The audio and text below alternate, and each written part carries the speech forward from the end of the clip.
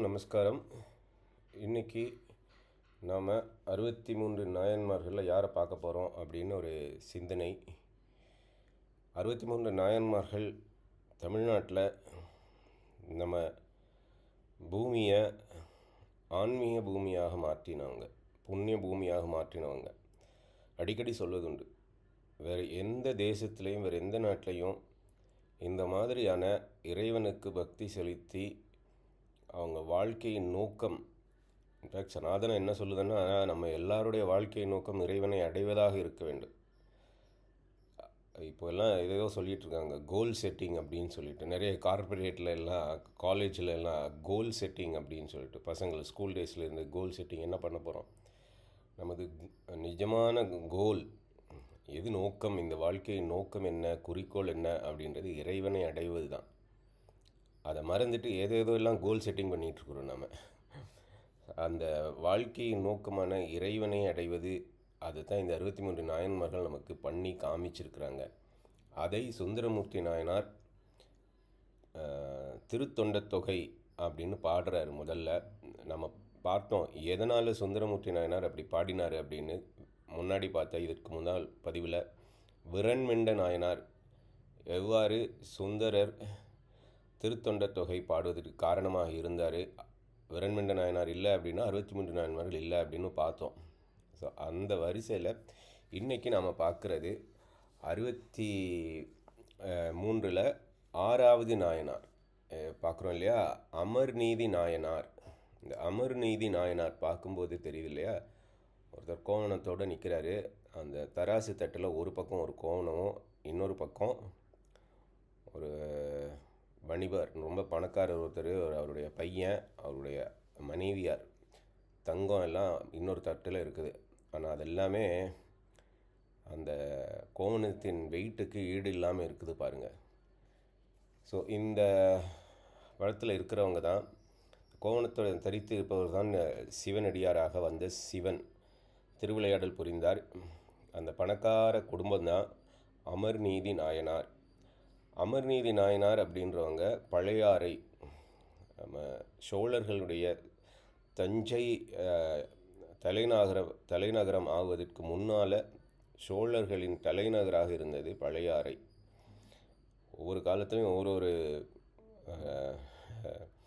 தலைநகர் வந்து சுவாமி விவேகானந்தர் சொல்லுவார், இந்த காலப்போக்கில் நகரங்கள் காடுகளாவதும் காடுகள் நகரங்களாகவும் மாறிக்கொண்டே இருக்குது அப்படின்னு சொல்லிட்டு.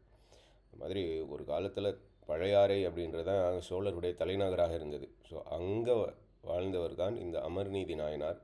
வணிகர் குலத்தை சார்ந்தவர் அப்படின்றாங்க. ஸோ ரொம்ப பணக்காரங்களாக இருக்கிறாங்க. ஆனால் சிவனுக்கு தொண்டு செய்ய வேண்டும்.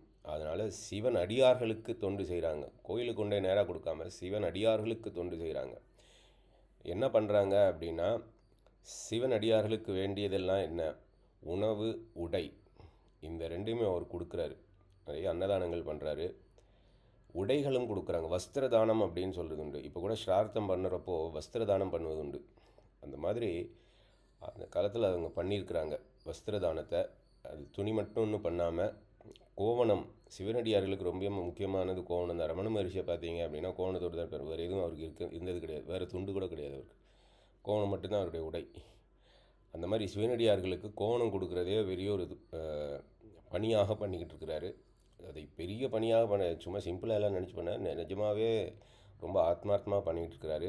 அதனால் அவரை சோதிக்கிறதுக்கு வருகிறாரு. அந்த கோவணம் தரித்த சிவனடியாராக வேஷம் போட்டு வந்து தன்னிடம் இருந்த 2 கோவணத்தில் ஒன்றை கொடுத்துட்டு, நான் போய் காவேரியில் குளிச்சுட்டு வரேன், இதை வச்சுக்கோ, வந்து வாங்கிக்கிறேன் அப்படின்னு சொல்கிறாரு. அமர்நீதி நாயனார் அதை வாங்கி வைக்கிறார் அந்த கோவணத்தை.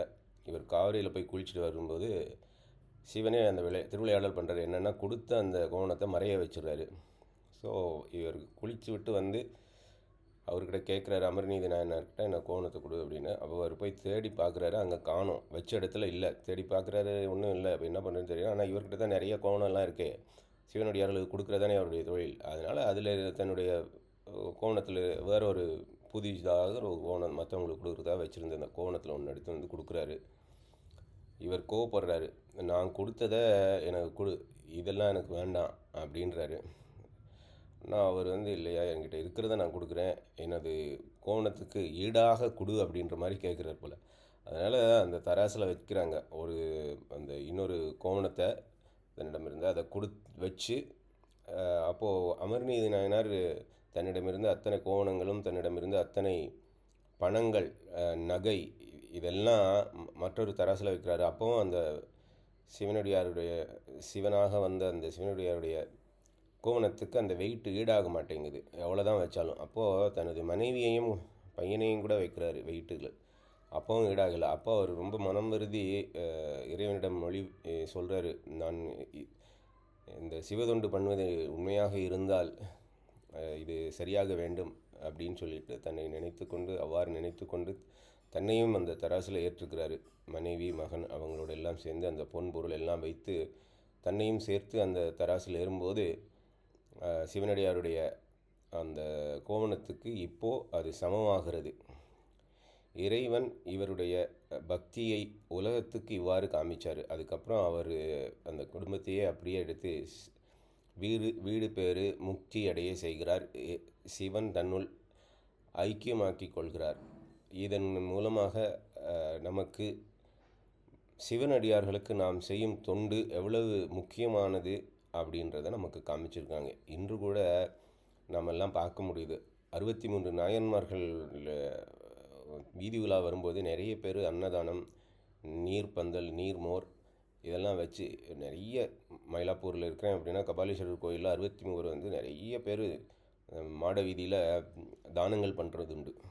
இந்த அமர்நீதி நாயனார் வாழ்க்கை பூரா தான் சம்பாதித்த பணம் எல்லாத்தையுமே சிவன் அடியார்களுக்கு, அதுவும் துணிமணிகளை கொடுப்பதாக வைத்திருந்தார். முக்கியமாக சிவனடியார்களுக்கு வேண்டிய கோவணம் கொடுக்கணும், துண்டு கொடுக்கணும், வேஷ்டி கொடுக்கணும், இந்த மாதிரியான சிந்தனையில் தான் அவர் இந்த பணம் எல்லாம் சம்பாதிச்சாங்க.